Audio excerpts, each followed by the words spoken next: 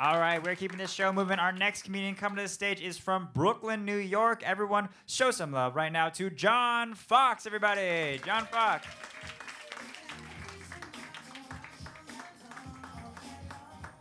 All right, what's up, guys?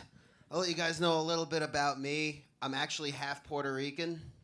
Yeah, that silence is what that response normally gets. So I know I don't look Hispanic. Like, I know what I look like. I look like I sit on my stoop and complain about the Democrats. Like, yeah, I don't give off a Hispanic vibe. I give off a union worker vibe. I know what I'm about. Yeah, and here's the thing. My mom's Puerto Rican. My dad comes from a line of old school New Yorkers that became New Jersey white trash. Yeah, that means half my family's Puerto Rican and half my family thinks I'm Mexican. That's what that means. Yeah, because my family is racist. That's how that works. That's why I don't want to take an ancestry test, because I don't want to learn about racist family members that are dead. Like, I'm too busy dealing with the ones that are alive. That's my life right now. It's like, you can go ahead and send spit to a lab. I'm going to continue apologizing for people in public. That's what's going to be the rest of my life. Yeah, I'm 28 as well, so I guess I'm a millennial by default. So I guess let me tell the adults in the room that I'm sorry. I don't know what we did. Yeah, and here's the thing. Millennials get a bad rep for being lazy because of their age, and I don't think I'm lazy because of my age. I think I'm lazy because I'm getting fat and I don't work out. Like, I think that has something to do with it. Like, I'm pretty like, it's my actions. Like, I know I'm not obese, but I've seen myself in the mirror. Like, I'm a single man with the body of a guy who just got comfortable in his relationship. That's what I'm working with. Like, this is it. Yeah, and like, here's the thing. Like, I do a lot of unhealthy things. Like, I eat a lot of fast food. And I know I eat a lot of fast food because I have the bathroom code to a Burger King memorized. Yeah. This Burger King is in Manhattan, and I live in Brooklyn. That's nowhere close to where I live right now. It's just weird that I can just walk into the city and find one random Burger King and be like, yeah, I bought something. Let me use your bathroom.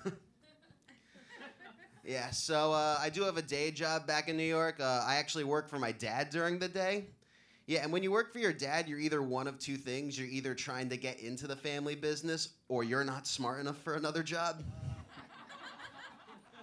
Yeah, and I do this after work, so I'm obviously not smart enough for another job. Yeah, and I remember a couple of years ago, my whole office had to go to sexual harassment training. Do you know how weird it is to be forced to go to sexual harassment training by the guy who also gave you the sex talk? You know, like the guy who hired someone to tell me, never force your behavior on anyone in the workplace, is the same guy who told me, when you see your moment, take your shot.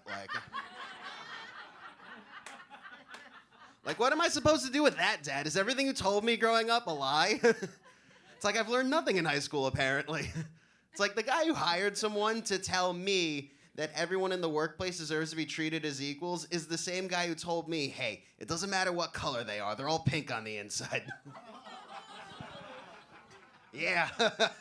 That's something my dad once told me in a casual conversation. And I'm like, Dad, if you're going to keep shouting out random crap every time the Mets are losing, we can't watch baseball together anymore. This is starting to get tedious, you crazy old man. Yeah, and like, I've learned this from working with my dad. Apparently, he doesn't do background checks when he's interviewing people. He doesn't. I thought it was just me. I thought I was in an office full of professionals, and one desk, there's his son that blacks out on a Tuesday night. No, apparently if you can bullshit with my dad for an hour, you have a job. I don't know what you're going to be doing, but you have a job. And I know this because I was eating lunch with my coworkers a couple of years ago, and we found out that one of our old coworkers was robbing banks on the side. This is real. Like, we saw this online. This guy was robbing banks in New York and Queens, like multiple banks, slipping the note, getting money, and all he did to disguise himself was put on a different hat in each bank. Yeah, so my coworker sends his information to Crime Stoppers, and they're like, yeah, we've had this guy's information for months. It's like, all right, that's useless. And then we tell my dad, and he's like, wow, I know how to pick him. And then just walked away like nothing happened. I'm like, Dad, what are you talking about? You didn't hire a guy who asked you for a job. He asked for a headquarters. Like, how are we tied into this? So I'll leave you guys with this. I did get a bit of traveling in before everything shut down. I did a show out in Akron, Ohio, and if you've never been to Akron, it's okay. No one's forcing you to go. It's only known for as the birthplace of LeBron James, and even he said, I gotta get out of here. Yeah, so anyway, after the show, I'm smoking a cigarette, and a homeless man walks up to me and says, damn, you look like you're waiting for something good to happen. And then he just walked away from me. Apparently, I was so sad that a homeless guy walked up to me and said, hey, I got no one to turn to, but you're bumming me out. You gotta fix this shit up.